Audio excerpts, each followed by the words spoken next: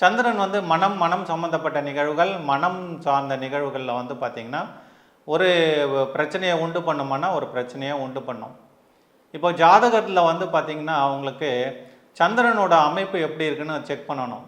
இந்த சந்திரனோட அமைப்பை பொறுத்து தான் உங்களுக்கு வாயு மூளை வந்து எக்ஸ்ட்ரா வளர்ந்துருந்தாலோ, குறுகி இருந்தாலோ, அந்த இடத்துல அதனுடைய பாதிப்புகள், மனம் சார்ந்த நிகழ்வுகள், மனப்பிரச்சனை, அப்புறம் காதல் பிரச்சனை இதெல்லாமே வந்து இந்த இடத்துல வருமானம் கண்டிப்பாக வருங்க.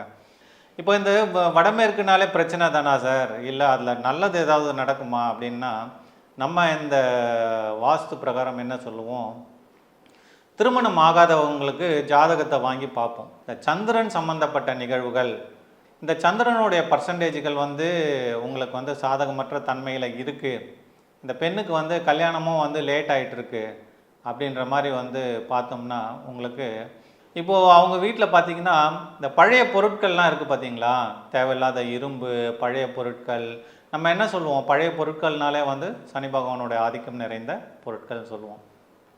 இந்த பழைய பொருட்களை என்ன பண்ணுறாங்க, அவங்க இந்த வடமேற்கு மூலையில் வந்து டம்ப் பண்ணுறாங்க.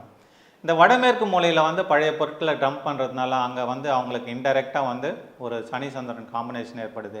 ஜாதகத்துலேயும் அவங்களுக்கு வந்து அந்த புணர்ப்பு தோஷம்ன்றது வந்து இருக்குது.